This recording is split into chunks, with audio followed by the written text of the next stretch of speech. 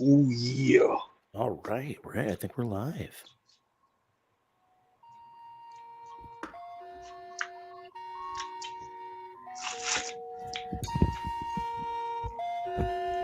It's the War Report coming live every Tuesday at 7 with Steve, Cat, Ryan, Amanda, and Eric. And the voice of NEW, Vince Berry. Hitting all the topics like a clothesline flurry. Turn up your speakers and hear them out. You can listen from your car, even on your couch. They too raw, who NXT? Handing out SmackDowns, follow on IG. Plus, it's sponsored by TagMeADate. Go to YouTube and sub now for every update. It's all wrestling here. No safe space. Now listen in. Time to hear from some of the greats.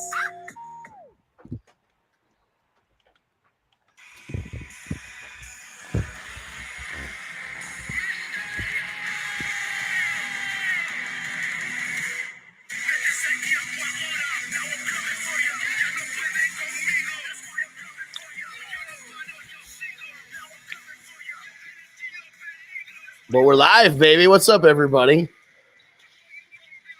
What's going on, Vinny Mac? Not too much. We already got some comments in the chat. Hey, Kevin, how you doing today?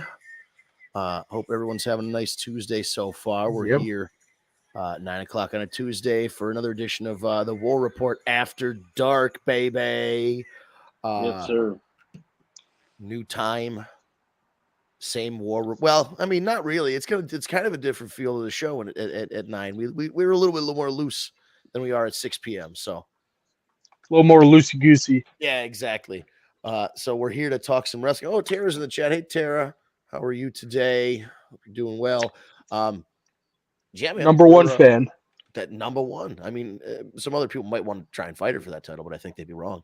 You know, but we of course thank her for her support, and of course Kevin hopping in the chat here, and I'm sure as more people will come in, hopefully we get another women's gymnastics / wrestling update from our friend David. I haven't seen him jump in just yet because usually he'll post a hello or something.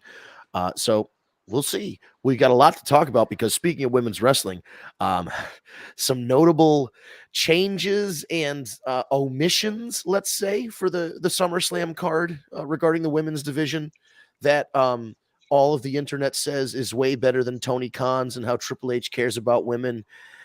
And then all this happened. But anyway, we'll get into that. We'll get into we're leading up to SummerSlam. I was at AEW Collision in Hartford. That was a fantastic. Don't bury the lead. You also got to talk to Adam Cole, baby. I got to talk to Adam Cole. I actually I was at a comic convention. I got to talk to Danhausen the day before that, or the same day actually, just a couple hours later. So yeah, big weekend for your boy. But a lot of wrestling going on because we've got AEW's leading up to All In and All Out. So they're starting to set up matches for that.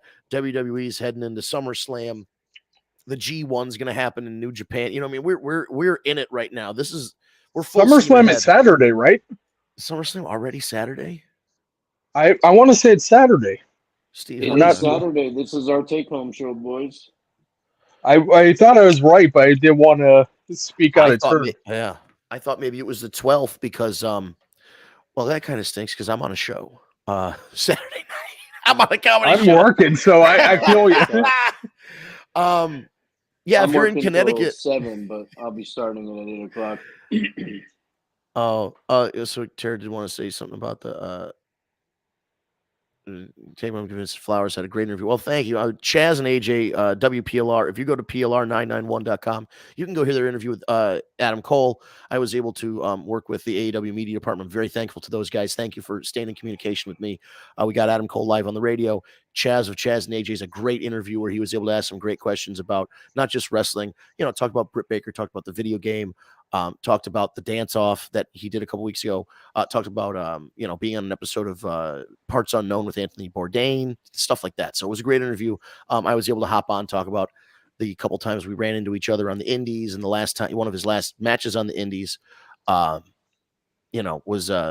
was one of the ones I was ring announcer, luckily enough, for one of his last matches before he headed to NXT. So just kind of talked to him about that, did a little ring introduction for him over the air.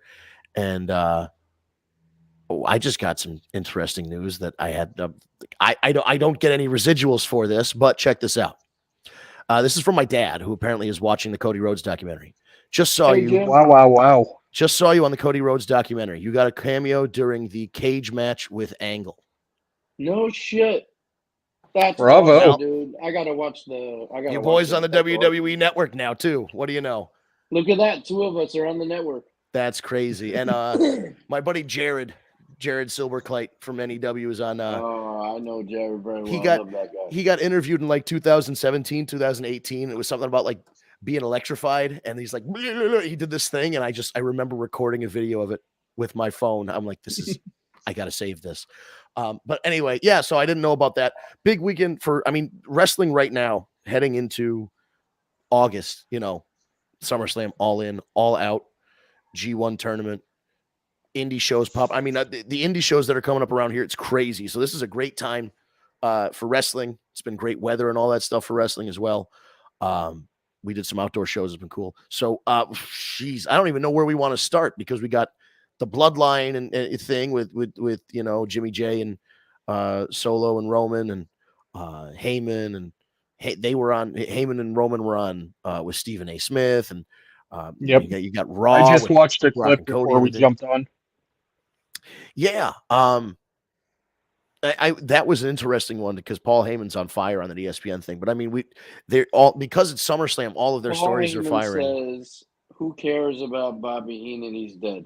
Yeah, that was the wildest thing. But then I couldn't believe it. But then didn't he say something about and Jimmy Hart's still alive, so that proves he doesn't answer my prayers? It's like, oh fuck. Yeah, like he did. He was just that's scorched earth on everybody. To say you pray for Jimmy Hart to die is still, even in character, is rough stuff. But damn. And yes, Tara, I also haven't seen the Cody Rhodes documentary. I guess I'll have to go on Peacock later. Yeah, I'm gonna have to watch that for sure. And see what the deal is there. But where do we want to start? Do we want to start with SmackDown and then work our way up, or what do you think? Yeah, I guess that's probably a good place to start, because of course we have more developments within the Bloodline, which is always the common theme on SmackDown. So yeah, I mean, we can definitely start with SmackDown. I am going to need a little help remembering though, because it was so long ago already. Who's got the yeah? I'm sure Ryan's on that, but we got definitely. That's exactly what I'm. Yeah, I figured. Know me too well. Bloodline. I mean, that's really the main thing, right? Yeah, that's the main crux. Yeah. I really am starting to think that Roman's going to win. I don't think they're going to give it to Jay. I mean, yeah, that's pretty much the prevailing thought all the time, is that, Roman's going to win. But I mean, if there was ever a time that, just for, the idea that, how many times have we said that though? I know, but it's because it's always that time. It is always that time. And because it's been a reign that's so long that somebody like Sammy, who's never won a world title, or somebody like Jay or Jimmy, who's never won a world title, beating the champ and making them a star. And we've all even talked about before, like, well, what if it's Braun Breaker, or what about who else? The moment of beating Roman is big for WWE. It changes the entire trajectory of where they go next to the story. It's big for the person who does it, because they're now the champ and they have big shoes to fill. And then it's big for Roman, because then they have to find a way to keep him relevant. Maybe they take him off TV and then he makes a triumphant return as a babyface instead, or maybe like he comes back. I don't know. I feel like if he loses, he has to take some time off before coming back. I really don't know. Well, he is not currently advertised for the next 3 pay-per-views following SummerSlam. That's not also surprising. Yeah, I mean, they don't even know. A long amount of time too. You're talking that's 3 months. Yeah, but they don't know what they're doing 3 months out. And is he going to be able to keep the title for 3 months without defending? Oh yeah. Yeah. If the storyline calls for it, yes. Yeah. Absolutely. Yeah, but whatever happened to the fucking 30-day rule? I went out the window a long time ago. I think you're thinking of the WWF and WWE World Heavyweight Championships. This is now the unified, undisputed Jupiter Mars and Saturn. Shoots and ladders. I must be thinking about it in a world where the draft men the fuck. But, yeah, this is that the never did, Candyland so- Shoots and Ladders Intergalactic World Title. You know what I mean? As opposed to the other world title, which is the silver medal world title on Raw. But you know, we don't talk about that. That's the quiet part that I say out loud. Yeah, see, Tara's unsure. I mean, you know, again, the good thing about it is there's at least some kind of question, because now the story is not just that Roman's dominant, it's that Roman is dominant, but it's starting, you know, the foundation is crumbling. And now how does he adapt to that? And can he adapt to that? There's a crack in the foundation.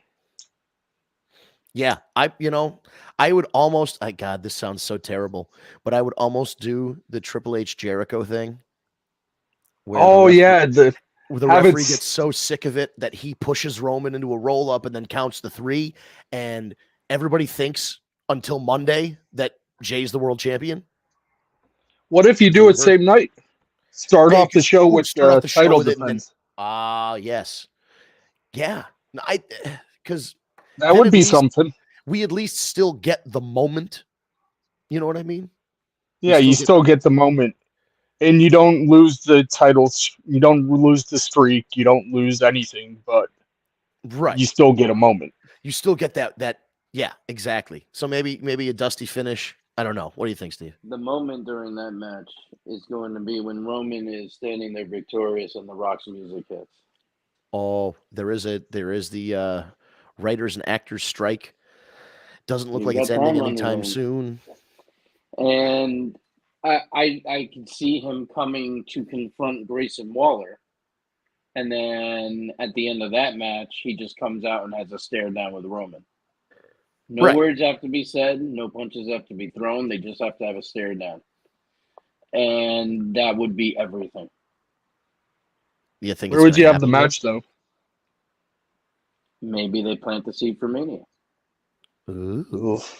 Maybe. I'm telling you right now, if Roman doesn't drop now, I don't see him dropping before WrestleMania. I don't either, but I don't want. I don't know. I mean, listen. I've been trying to call this while saying you should never bet against Roman Reigns. Still trying to call this title change for the last 6 months. So I have no fucking clue. I have no. Well, that's what makes it great, though. Is that we just don't fucking know. Kevin, I believe, is saying Jay's going to win Saturday with some sort of interference. Now, see, that would be the thing if suddenly their brother can't be family. It can't be family, but that doesn't mean that an honorary Uso couldn't interfere. What, like Sami Zayn? You know, that'd be interesting. What about Rikishi or someone from the? No, I mean, it's just saying like the elders. That would be something. Yeah. It would have to. You know, it would almost be interesting if like D'Lo or Ron Simmons interfered from the Nation, somebody from the Nation, and then that ties into The Rock. Right, that's true.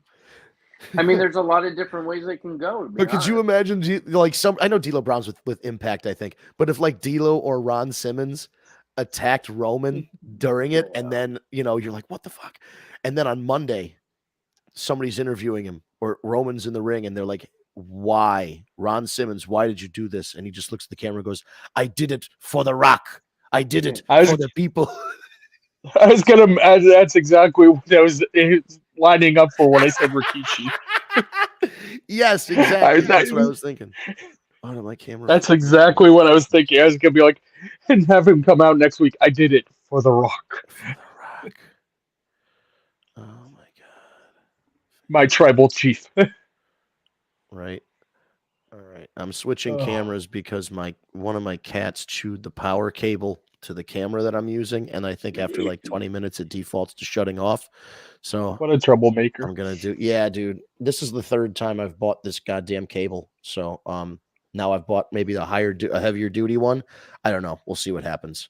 I'm not particularly pleased about it, and they know. I came down here and I saw it, and then I looked right at the cat, and they're like, they had the eyes. Like I've never seen. Usually dogs have guilty eyes, not cats. And these cats were like, oh.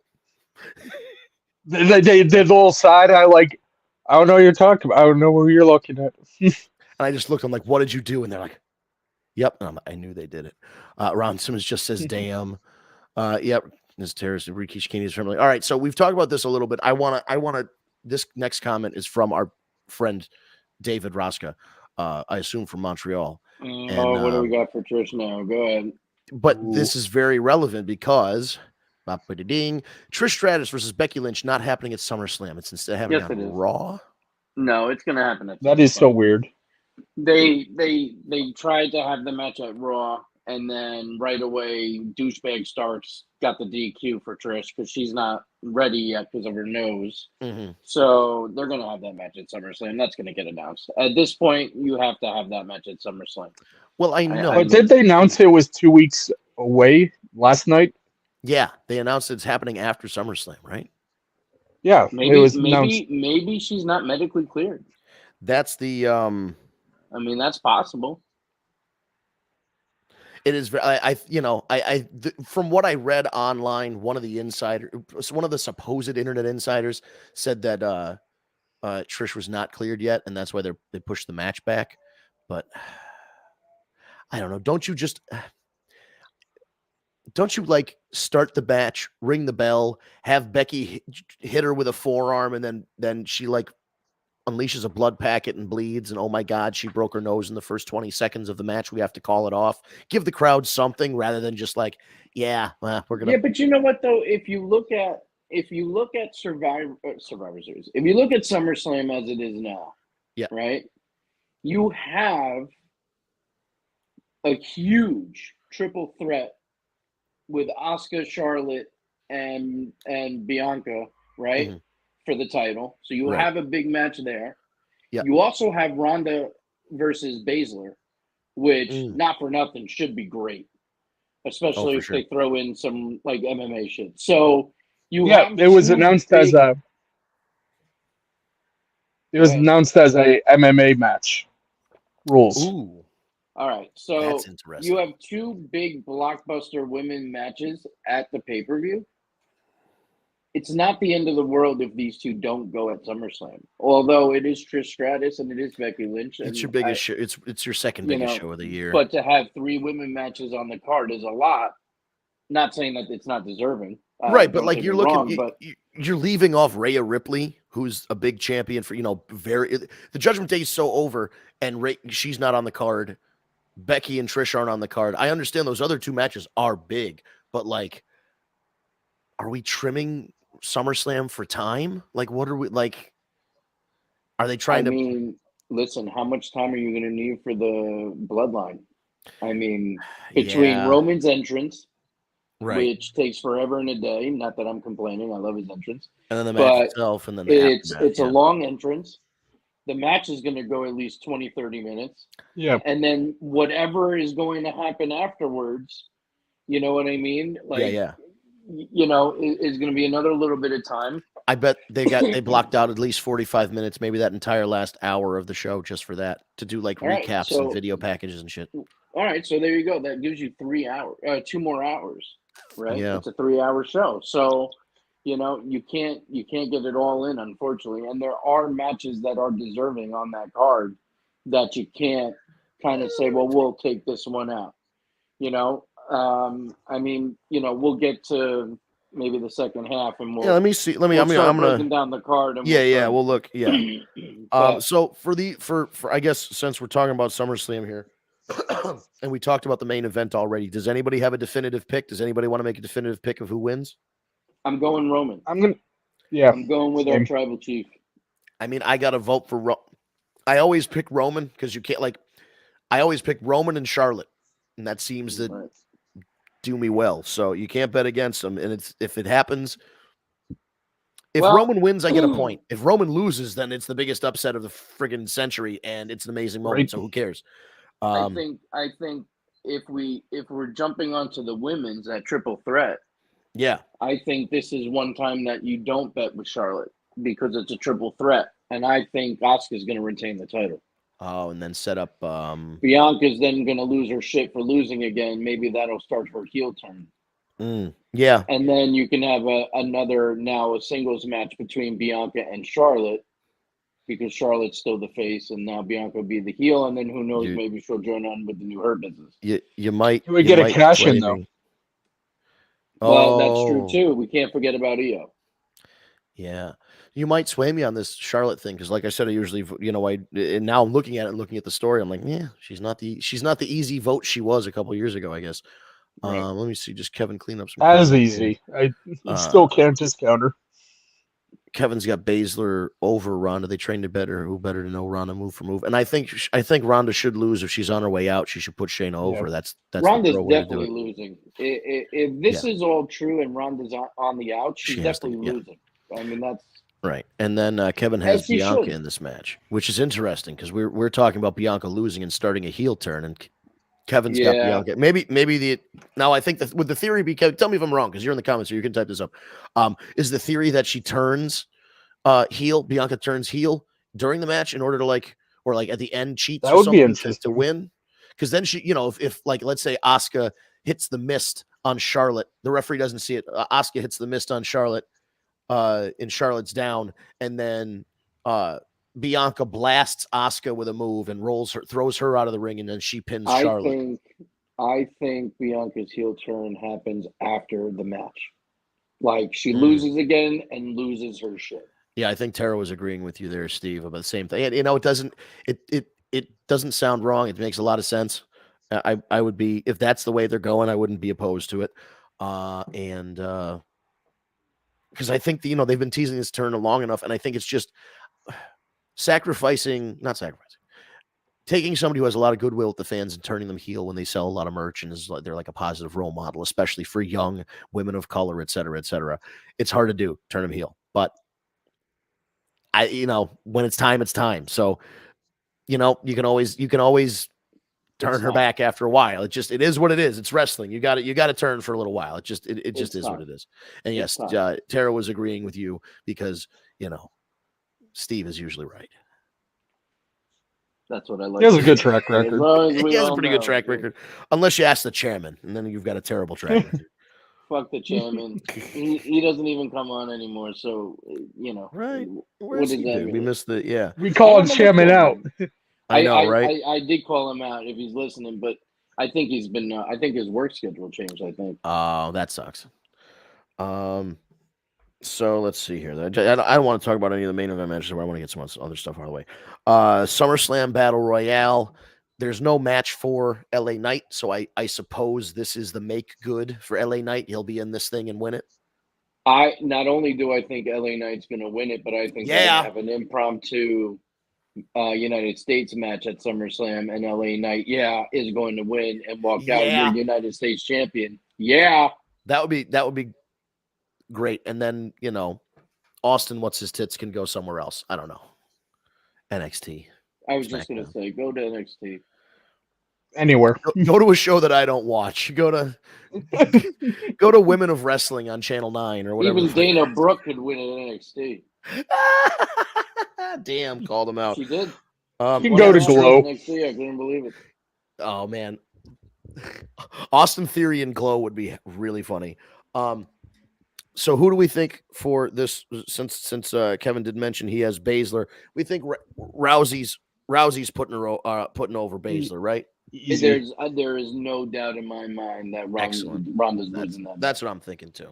I mean, like I said, if she wins, then I am not so convinced that she's leaving. Yeah. Could be a best out of 3.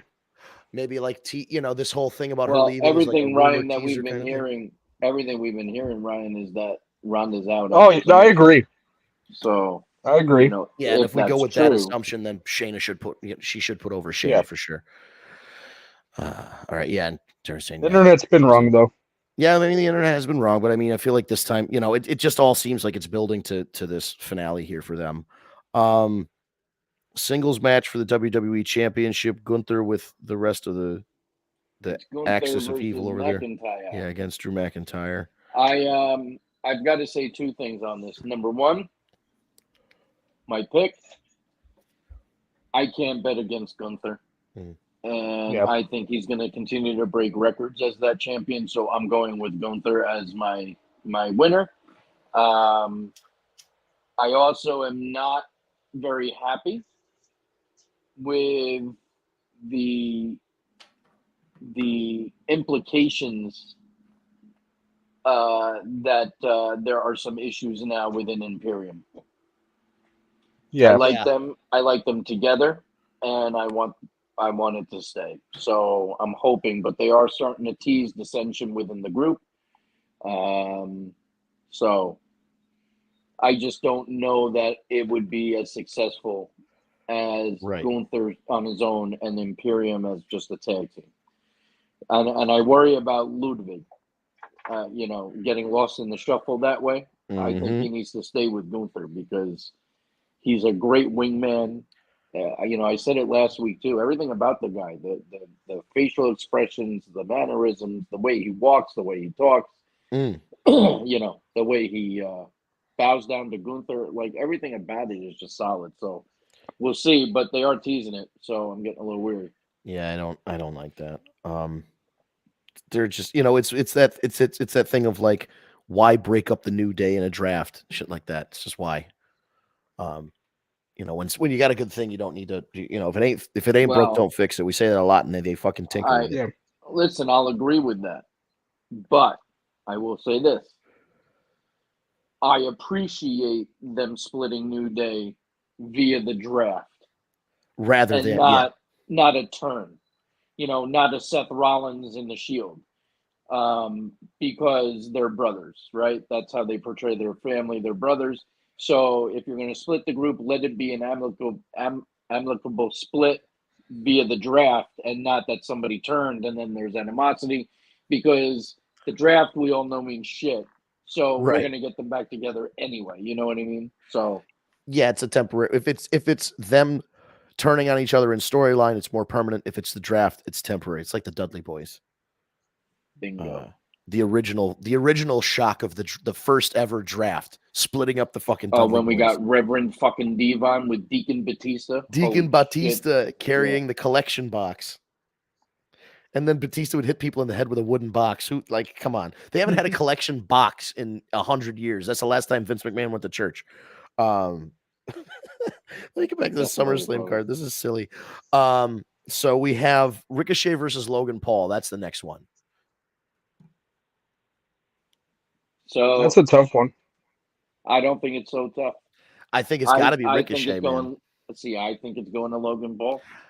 I think it's got to be Ricochet only because he's the guy, Logan Paul hasn't won a match in a while. And Ricochet's Logan the guy you can Paul is the one that has something to prove.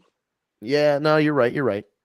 So yeah, I don't know. My gut, this is one of those matches where I'm good either way because I like Logan Paul. Right. And I like the heat he's drawing. I mean, he's just a natural. Even the way he he's a heel. He's a natural heel. Well, but even the way he played to the crowd last night on Raw, just such almost a veteran heel move in some of the things that he did and said to draw more of that heat and anger.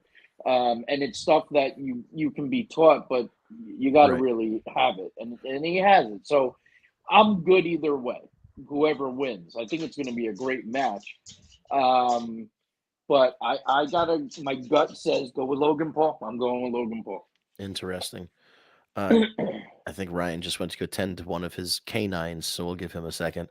Yeah, I don't know, because I was thinking with the way they're they're actually giving focus to Ricochet rather this time. It almost feels like they're pushing Ricochet, but then you're like, this is the biggest storyline Ricochet's been in, really, as a singles guy. And here's the thing, and made it personal. Yeah, Logan made it personal with his fiance sitting the ring announcer, whatever her name is, I forget. But but yeah, I mean, it's just I don't know. I agree. I feel like all of this has been geared to push Ricochet. I also don't think he gets hurt by losing. No, I mean, Ricochet hasn't gotten hurt by losing the last 8 years. And now that Logan Paul is embracing the heelism, right, he can beat him in a way that's dirty and doesn't take anything away from Ricochet. Right. For the record, just so we have this up on the air, that's Tara's response. Wow. Fuck Logan Paul, Ricochet wins. Those are strong words from Tara. It's always interesting when she has somebody that she really does, because Tara's such a nice, positive person and usually talks about how much they like a certain wrestler. And when Tara doesn't like a wrestler, it's kind of funny because then it's just like, fuck that guy. I'm like, oh, what? Oh, okay. Yeah, there's every so often there's just that one that just then scratches the wrong way. Just for the other side of the coin. By the way, did you see the New Day on Celebrity Family Feud? Yes, they were hilarious. So we're going from this nice. This one was sent first. New Day at Celebrity Family Feud, and then literally a minute later, 9:28 to 9:29. Fuck Logan Paul. You know what though? But I gotta say, this I love it. Her response proves my point. Right, he's good at getting under people's skin. He's good at making people fucking hate him, and get somebody as nice as Tara to be fuck Logan Paul. Yeah, you know what I mean. Well, that's true. That you're means taking somebody who's nice. He's doing his job, and he's doing it well. And this is a guy not from the business, so in that respect, you have to respect the guy. And listen, he's putting in the work. Believe me when I tell you, he doesn't do the shit he does in the ring by not putting in the work, and that just shows that he's putting in the work, and that's why you got to respect him. You know, I love Ricochet, and I'd be more than happy to see him win. I think this is Logan Paul's time. You know, we'll see. Very well could be. Oh yeah, Ryan, what did you think? Who's got this one? I'm gonna say probably Logan Paul, just to get a W in his column to make him a little bit of more of a legitimate threat going forward. Yeah, you guys have a point about him. I didn't realize, you know, I guess that's a credit to him, not realizing that he hasn't had a win in a while, just because he's still putting on good performances. So, well, and keep in mind too, you know, the last one was Money in the Bank, so that doesn't really count as a, you know, really, right. It's not like 8 people lost or whatever. One person won the match. You know, it's different. Than and then the last singles rivalry he had was with Rollins. And then he had to lose that one. Yeah. Right. So, you know, I think it's time. I think, you know, he took the L at Mania, you know, and he did a hell of a job. Yeah. He did a hell of a job at Money in the Bank. Yep. You know, that move that botched with him and Logan, if that was anybody else, somebody would have gotten hurt. They were able to recorrect pretty quickly, which is good. Right. You know, and talk about recorrecting. Somebody like Logan Paul's never been in that situation. See now, see Steve, the fans, the listeners here are on the side of Ricochet. Is that Kevin? That's Kevin. Ricochet. All right. Well, listen, we'll see who's right next week. This is true. In a couple days, I guess we'll do the recap. But I just have a feeling. And if I'm wrong, I'm wrong. I'm happy with it. To be honest, right. I'm good either way. Either one winning isn't a bad result. It's not a bad move. Yeah, I think it's going to be a good match. I think it'll be a good match either way. We got a title match here. Seth Rollins, champion, defending against Finn Balor for the Raw side World Heavyweight Championship. So not only is it who wins between Seth and Finn, but does Damian Priest cash in? Does he cash in the same way Seth did by adding himself and making a triple threat match? Does he wait until the match is over? Does he not do it at all? Does he interfere on behalf of Finn Balor? Does he interfere on behalf of Seth Rollins? What does Damian Priest do? And then how do we resolve the finish of this championship match? I do not think Priest cashes in. And I think Finn Balor gets over and wins the title. Ooh. And the next time you see the Judgment Day, they're all going to have gold and one briefcase. And then there's tension between those two guys about the briefcase. Well, we're all right. Is he going to cash in on me, or is he going to cash in on Roman? Yeah, I don't hate it, especially because, listen, Seth's done a fine job. He's defended the title a bunch of times. How many times can Finn Balor be in the big match and come up short and still be credible? I'm personally getting sick of it. I just, the last time he was in a big match like this, he was dressed like the demon and then the top rope snapped and he lost because apparently God hates him. Like it wasn't even like he lost because like he got injured or somebody beat him. It was like, nope, fate has decided that this rope will snap and therefore you lose the big one. So like, yeah, I kind of dumb ending. He's got to get over eventually. Like he's got to win a world title. This is ridiculous. I agree. And then Tara's like, yeah, we never even thought about Priest. Yeah, that's the thing. That's what they, if they don't do the cash in right away within that night or like the next Raw or SmackDown, they try and get you to forget effectively about the Money in the Bank. Kind of keep the guy present with the briefcase, but also kind of just lull you into a, this guy's got the case. He's not cashing in right now. He's content to hold it and pick his spot. And then when you're lulled into that false sense of security, boom. I think that when Judgment Day officially does break up, I think this is where Priest turns back face, and then I think they put a rocket in his ass. Yeah, I mean, I don't know, because he's going to be the big breakout of Judgment Day. But him and Dominic, quite honestly. Do you think they're going to break it up though? Because there was like talks that because they're so popular, they might turn this into the next long-term storyline, akin to the. And I'm hoping that's what they do. But you never know. And listen, they could do a lot of teasing with it, and then that's true. The end, nothing ever went, But listen, eventually, Priest has to cash in on somebody. Right, and that's true. Chances are it's going to be Finn Balor if he's the champion over Roman Reigns because, who are you choosing? I'm not choosing Roman. I know. Well, unless you have a Judgment Day gang with you, and then they can all beat him up, and you can pin them. But like that's. But then I have my bloodline. Yep. Yeah. Exactly. So it's chess for them. Yeah. So I think definitely Finn Balor or Seth Rollins is the easier cash in.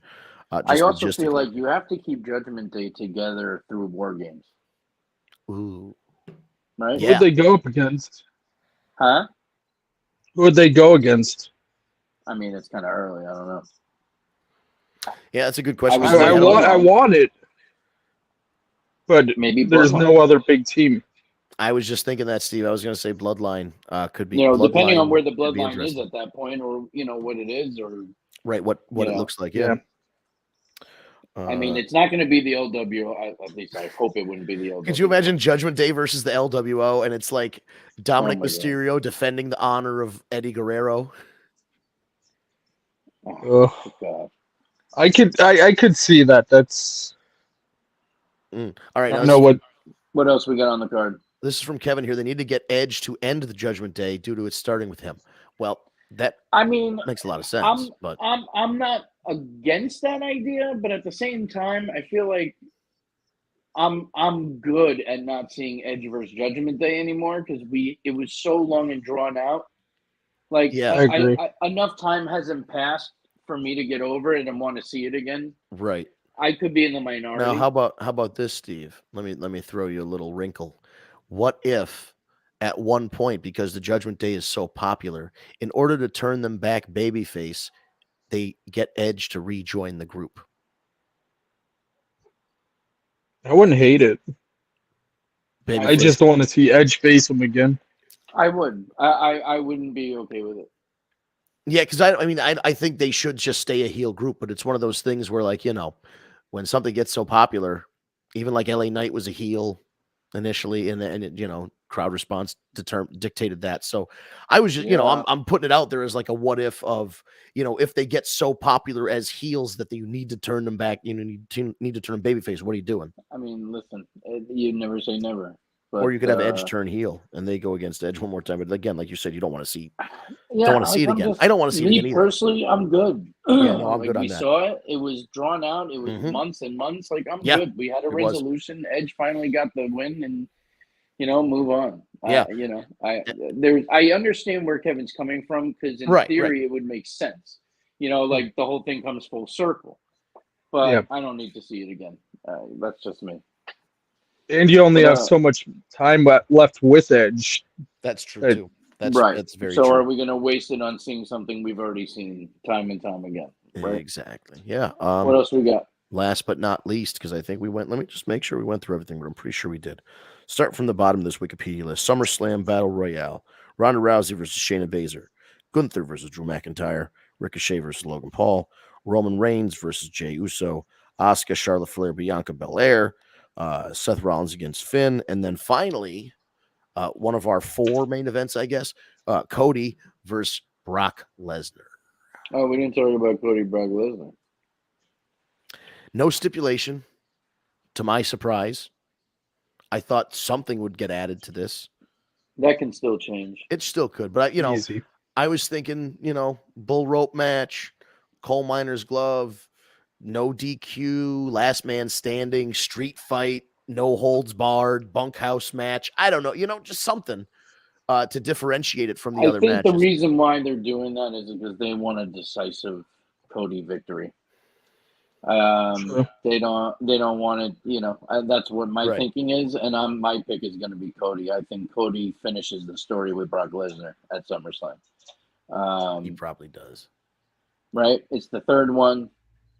So this is it. Cody's got to continue. We never know what's going to be next for Brock Lesnar, if he's going to stay for a little bit, if he's going to leave for a while. So Cody's the one that's got to continue to. And then we get both Kevin and Tara coming in with their Cody picks. Well, we're all in agreement with Cody. Yeah, I mean, if that's the guy they're going forward with and all that stuff, they released the documentary and all this shit, you're probably going to put him over. The timing is just too coincidental for stuff like that,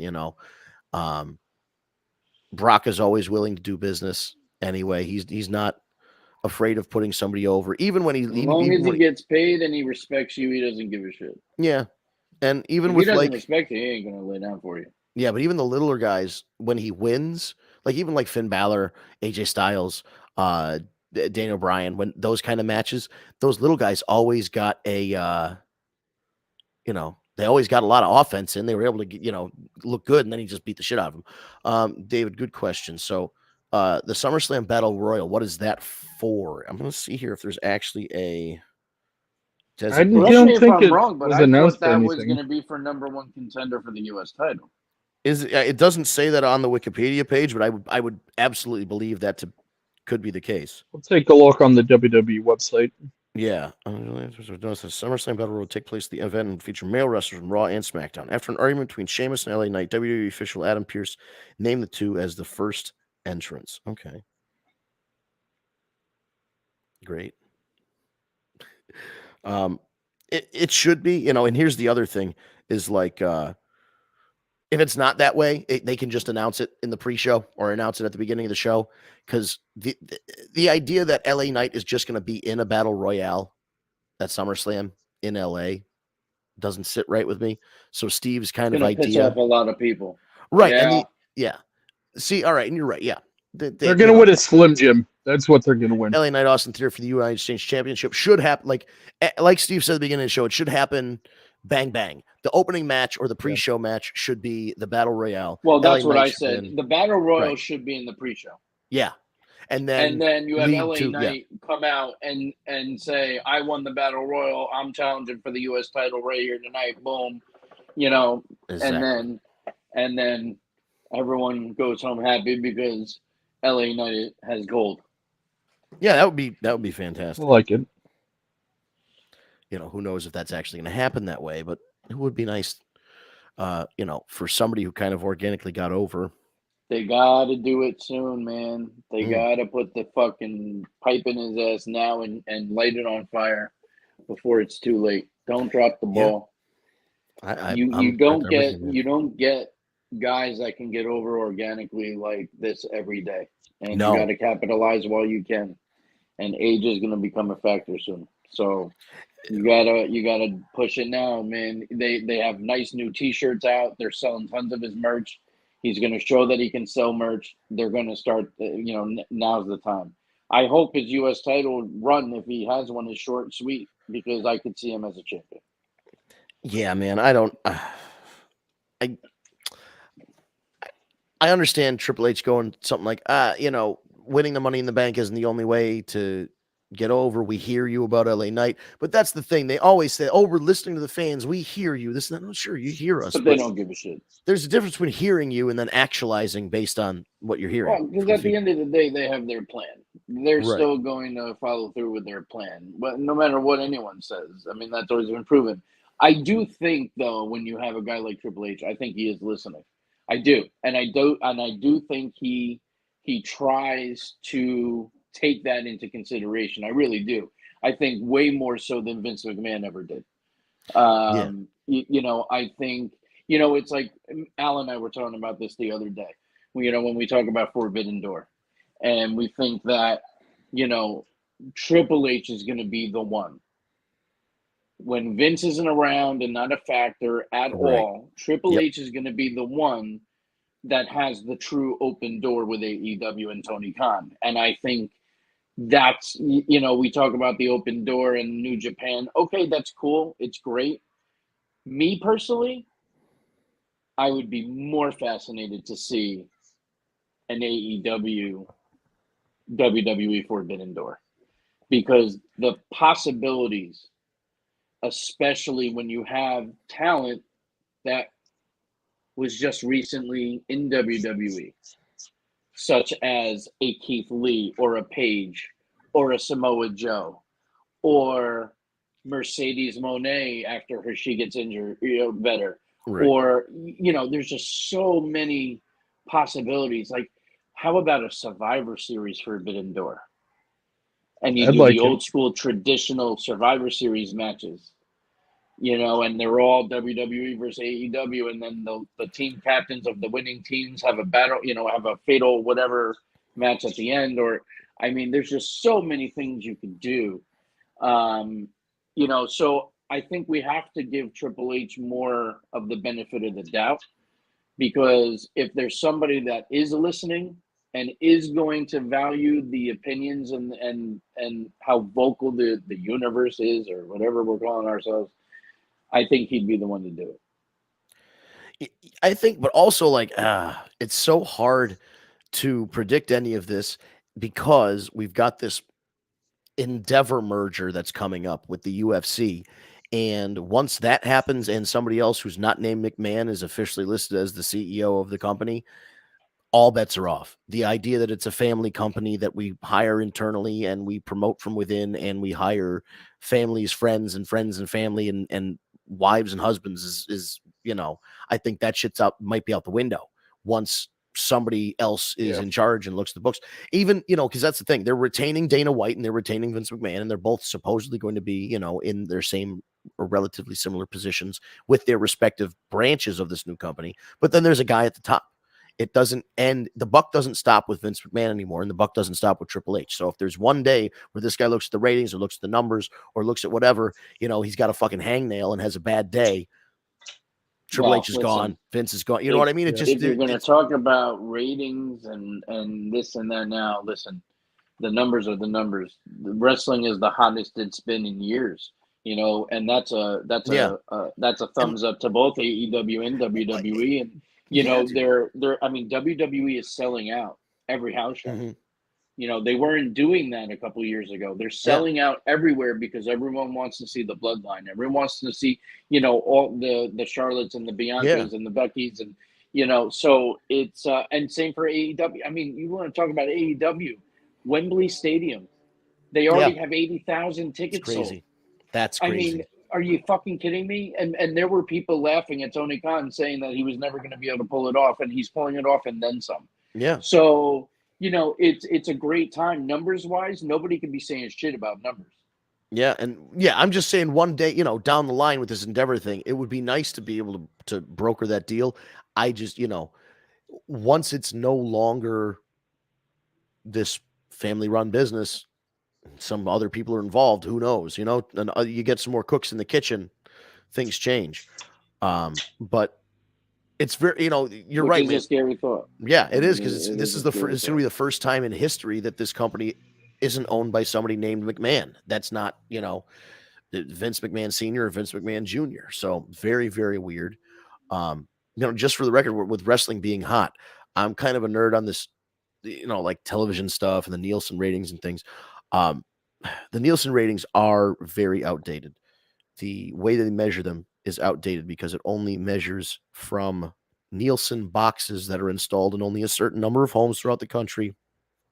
And effectively, one person turning off their television who has a Nielsen box can affect the rating by like 10,000 or 50,000 or 100,000 people. It's really stupid, just depending on where they are in the area and how many boxes are in the area. They base their calculations off some kind of average and some sort of metric that is really outdated.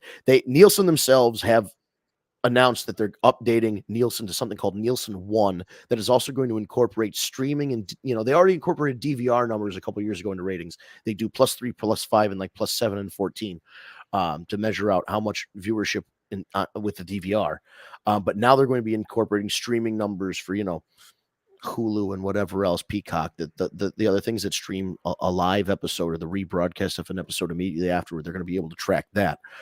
Internally, networks like Turner, Warner, whatever you want to call them, NBC, they all have their own internal tracking system now. There was a press release put out that across the platforms of TNT and TBS, that last week's episode of Dynamite was watched by something like 4 million people, which obviously when your Nielsen rating is 875,000 people, you're like, how is that possible? But really the reality of the situation is that the Nielsen rating itself is outdated and not really reflective of how many people are actually watching. So take that and extrapolate that. That means if the internal metrics that Turner's releasing says that 4 million people are watching Dynamite on Wednesday, when the Nielsen is only 875,000 and Raw gets like 1.8, 1.7, somewhere in that range every Monday right now, that means that by the actual standard of people who are actually watching, it's not 1.7 or 1.8 million. It's probably double. It could be double that. It could be triple that. You know what I mean? Like you could have potentially,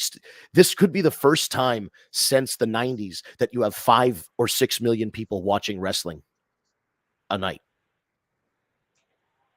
And it's pretty remarkable. The Collision show, since we got a couple minutes here, the Collision show on Saturday was awesome. Minoru Suzuki came out as a surprise opponent for Darby Allin. I nearly shit my pants. Shibata was out later in the night. I mean, one of my friends, Gina, was a referee for the Ring of Honor match. Mercedes Martinez came out to a nice hometown reaction. I'll tell you what, though. Punk gets that Punk is getting the superstar reaction of a lot of cheers in the entrance and everybody singing the song, and then the people who want to boo start booing during the promo, but then the people who want to cheer try and out cheer him. So like there's a lot of, it's almost like the Cena response of booing and cheering, but it's wild. And he's standing there in the ring with Tony. This is surreal, by the way, to even say. I'm saying these words out loud. I watched this happen on Saturday. I still don't believe it. Tony Schiavone standing in the ring with CM Punk. CM Punk takes the AEW World Title out of the red velvet bag and then spray paints an X on the front of it and says, "I'm the champion for fucking Collision. Nobody's pinned me. Nobody's beaten me for this. I'm defending this title on Collision." Wild. And then in the main event was FTR against Adam Cole and MJF for the tag titles. And the Adam Cole and MJF got a huge reaction.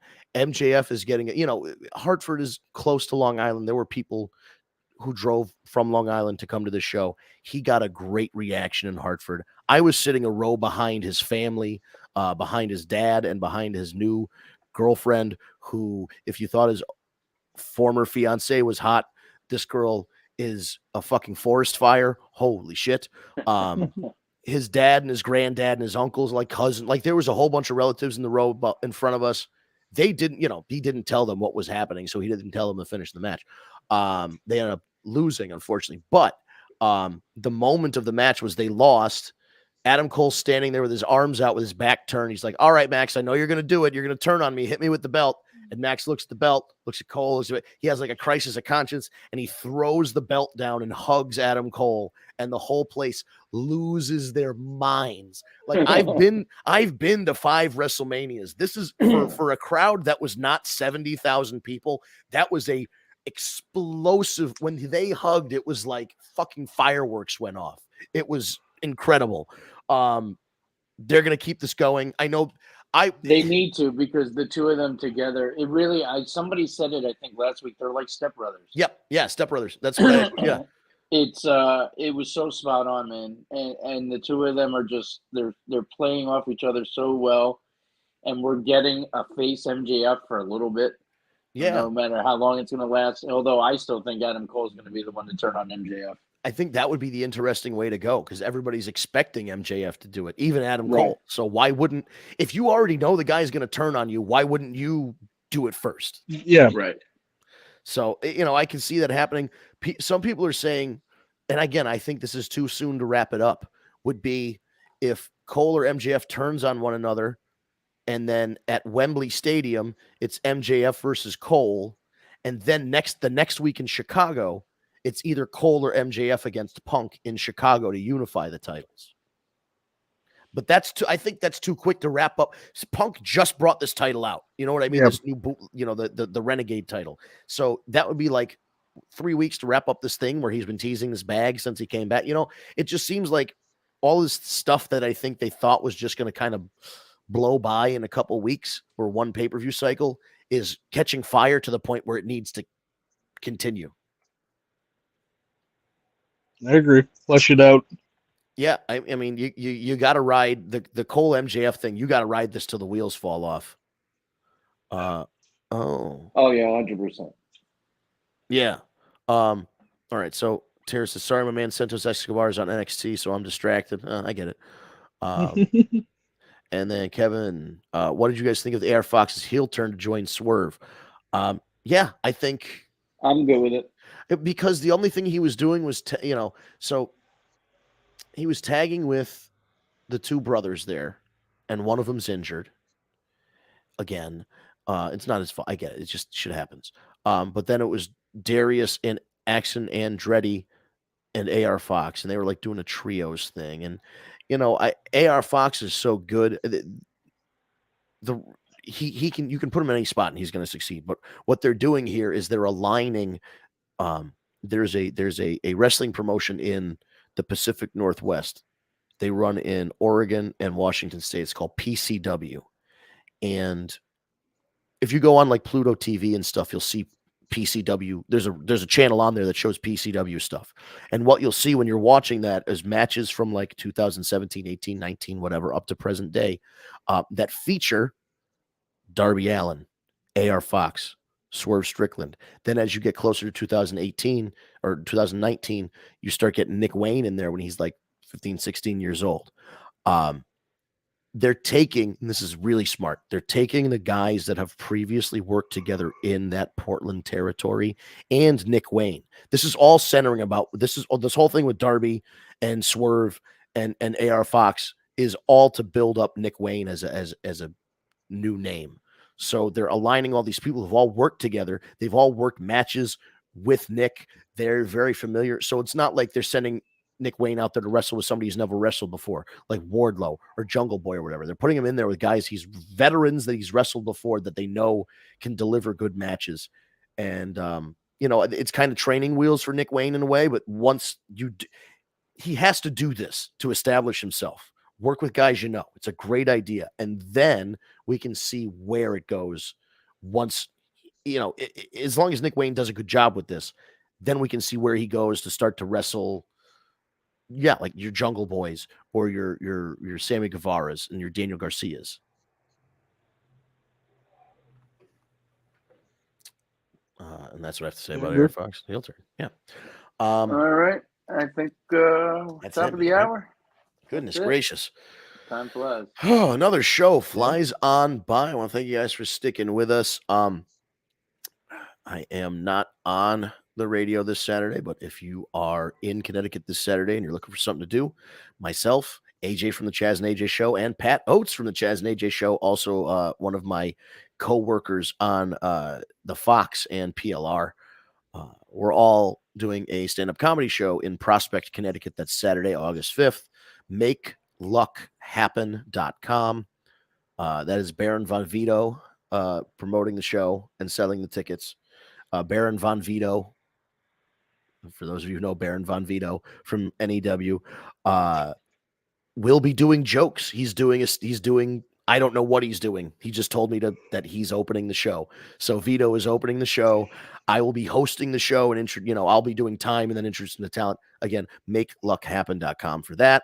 I'm back on the Fox out of Fairfield County. And again, you can just say, you can ask your Alexa or Siri device to play 95.9 The Fox. You can go to 959fox.com and I'll be back on the air August the 12th, spinning rock records. And then for us, of course, you've been sticking with us so long. Some of you might know this. We're on social media all over the place at TagMeADate. It's all one word, TagMeADate, no spaces, dots, or dashes.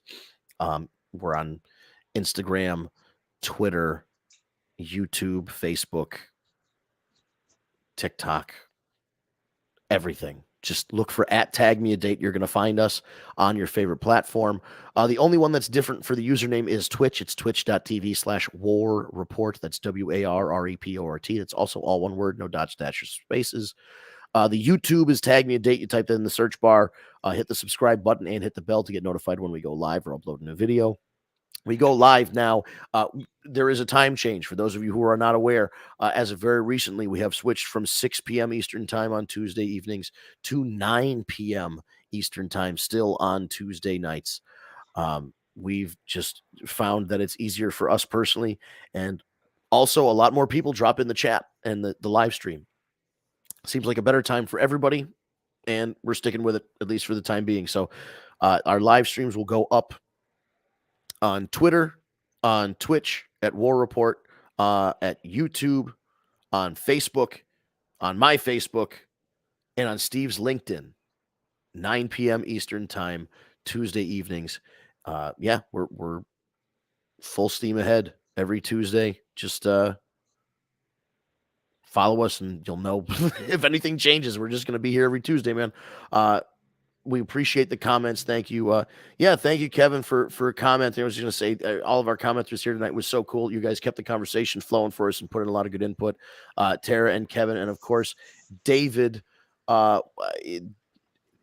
with you, David. This whole Trish Stratus versus Becky Lynch thing not happening at SummerSlam is a travesty.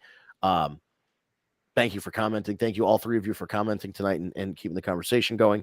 And if you are listening elsewhere that is not a live stream, you are probably listening on a podcast, podcast app.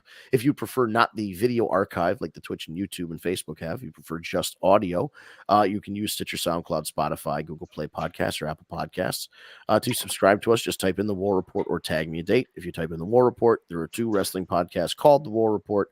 However, if you look at the graphic and the description of the podcast, you will see TagMeADate in there. You'll see Steve's name. You'll probably see my name. You'll see a few of our names to know that it is indeed us. Ryan is nice enough to rip the audio so you can take it with you wherever you'd like. It usually comes up within the hour of the show going off the air. It gets uploaded to the podcast platforms.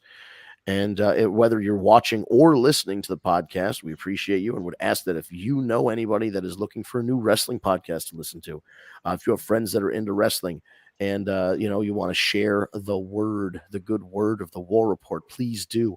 Spread some links, spread the YouTube link, the Twitch link, the link to the podcast directly. If there's an episode you think somebody should listen to, send it to them. And then let them know that on Tuesday nights, if they want to jump in the conversation, they can hop in the comments and they can be just like Kevin and Tara and David here, providing feedback to us, live feedback about their opinions about these matches. So with all that being said, we're going to be back next Tuesday, 9 p.m. Eastern time, our new start time. We're going to have SummerSlam to talk about. Holy Moses. So that's SummerSlam Tuesday night. The next edition of the War Report. Anything else you guys do we need to mention? Are we good? No, that's it. All right. That sounds good. Have a nice week, everybody. We'll see you next Tuesday.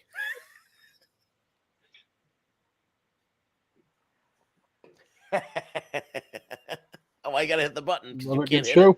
Oh no, I have to hit the button because Steve's not live. I said see you next Tuesday. I shouldn't have said that. Bye, guys.